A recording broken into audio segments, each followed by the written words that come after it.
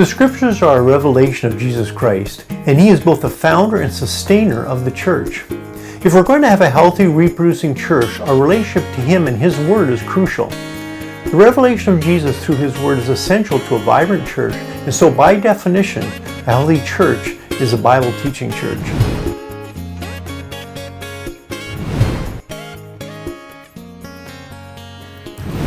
This episode will only be an overview of this topic, as I have completed an 18-episode podcast series devoted to understanding and applying the written Word. Once you have listened to this episode, I would encourage you to go and check out that series. We've been discussing the importance of a healthy church in order for it to reproduce and grow. We've also been focusing on the ministry wineskins and other organizational issues. But of course, central to the life of the church is the new wine, Jesus Himself. While this has not been the explicit focus in every episode of this series, the principles He taught are implicit in every subject we have been discussing. Our Bible, or the written Word, is a revelation of Jesus. Our primary aim is not to read or teach the Bible to gain information or develop a systematic theology, but rather it is the power to transform lives. This is why it is so central to a healthy church. It is God's revelation given to His people through the process of inspiration. It is His infallible Word and is authoritatively true and manifests unparalleled spiritual worth and a capacity to transform lives. But the goal of Bible study is to better know a person, the living Word. We don't worship the text. So the Bible displays both diversity and unity. Now, in terms of diversity, it represents a variety of human authors, different languages, different cultures, and is presented through a variety of literary genre. And has come to us over the span of many years. Yet the Bible is cohesive in that it possesses an inherent unity because ultimately it has one divine author. It presents a clear message of God's love for humanity.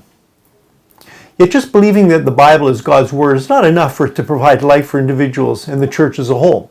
In order to receive life from the Word, we need to be committed to several important principles. For starters, we have to understand that the truth and meaning are found in the text. God's truth in His Word is not dependent upon us, the interpreter. In other words, we do not come to the text to invent truth, but rather to discover it. So while there is one meaning in the text, there may be multiple applications. By His Holy Spirit, God has promised to apply it to our lives as long as we are diligent in allowing Him to speak to us through it.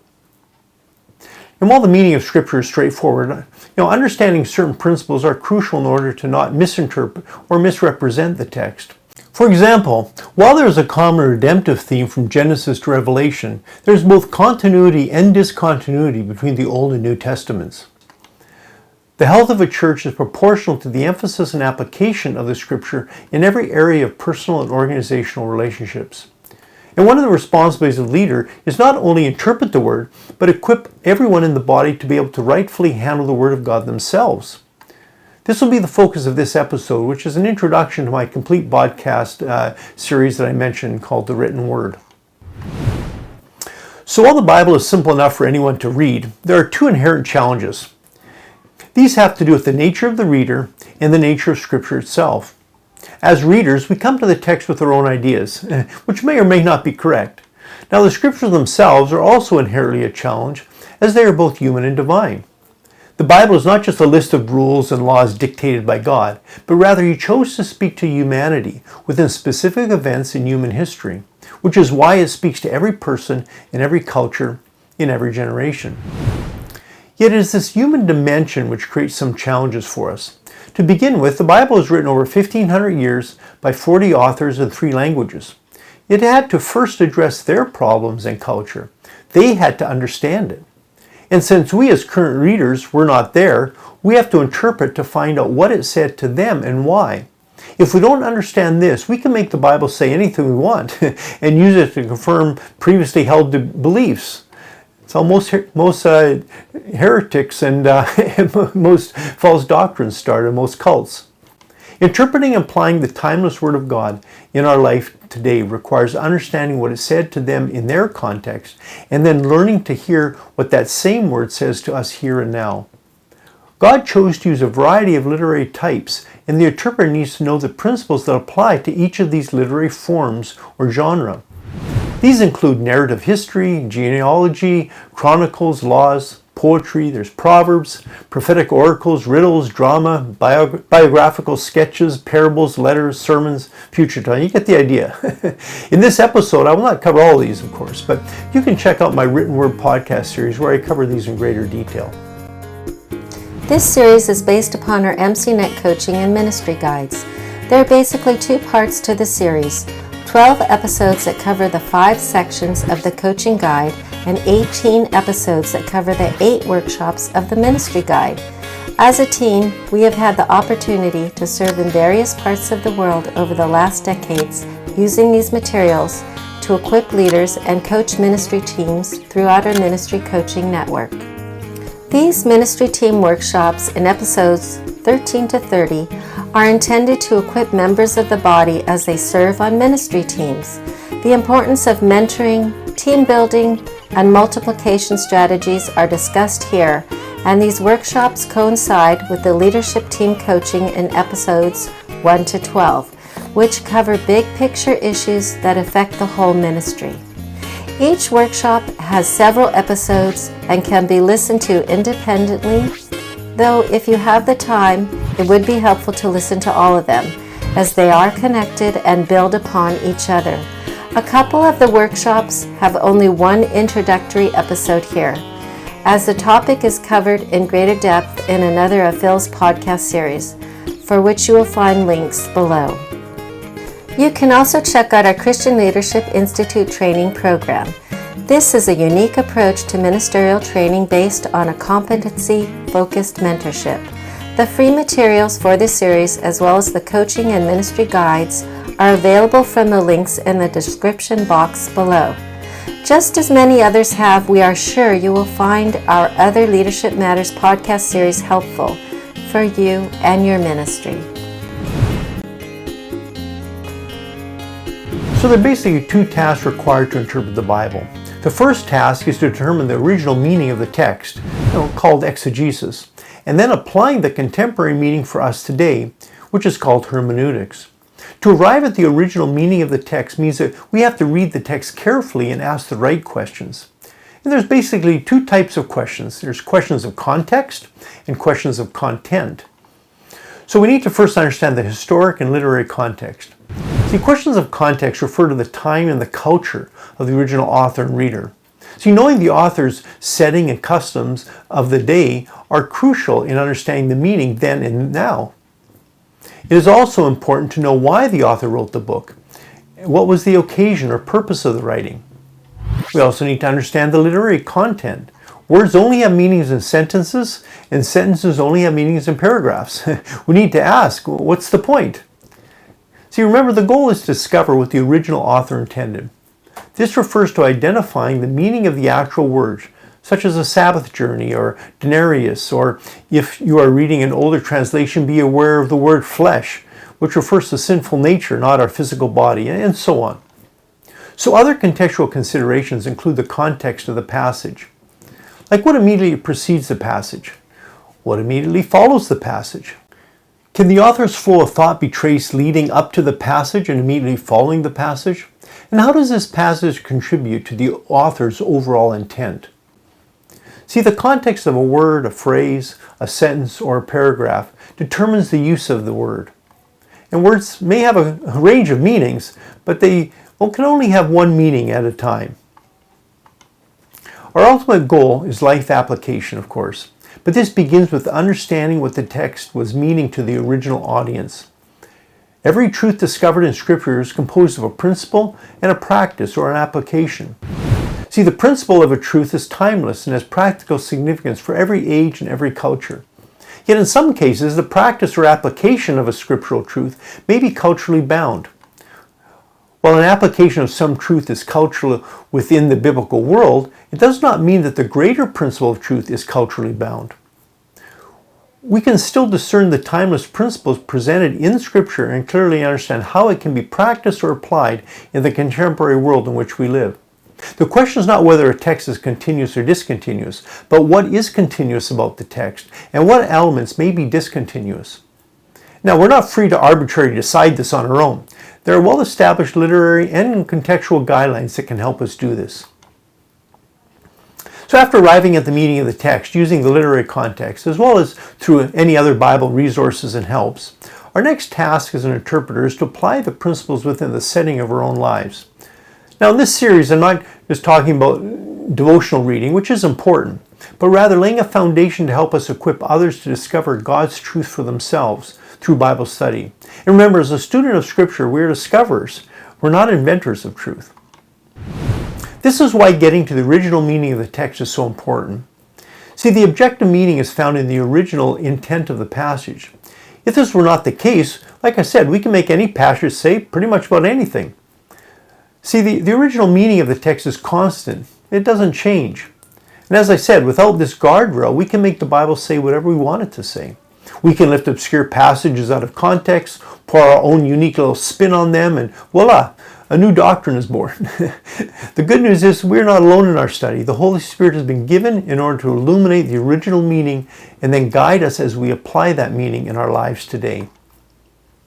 Now you may ask, what about deeper meanings? Can't the Holy Spirit give us some unique deep meaning that no one else has ever previously discovered? Well, the problem with this question is that it indicates our tendency to read every passage subjectively. This does not mean God does not speak to us through His Word personally and subjectively, but He seeks to do this from the trusted revealed meaning, not a meaning we manufacture in our own heads. Let's face it, cults and heresies are born by someone finding deeper meanings which were not in the original meaning. Now we need to be careful to divide the word of truth in light of the original intent, and that's the exegesis, and then ask the Holy Spirit to guide us as we apply the word into our own setting for others, or the hermeneutics. The reality is that we're all interpreters, all of us are. While we should seek to know Jesus better through His Word, we all come to Scripture to find meaning for our own lives today. The problem becomes this: what from Scripture is cultural and what is transcultural or above human culture? Now, common sense dictates that some passages, such as 2 Timothy 4:13, bring my cloak, when Paul's asking Timothy, we know to leave in the first century. Others have obvious applications, such as 2 Timothy 2:3, endure hardship like a good soldier. Yet there are other passages where there's inconsistent application, such as Paul telling Timothy in 1 Timothy 5:23 to use a little wine for your stomach's sake.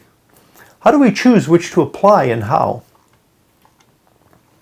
In many ways, what becomes common sense application for us has to do with the values of our own society and our church culture.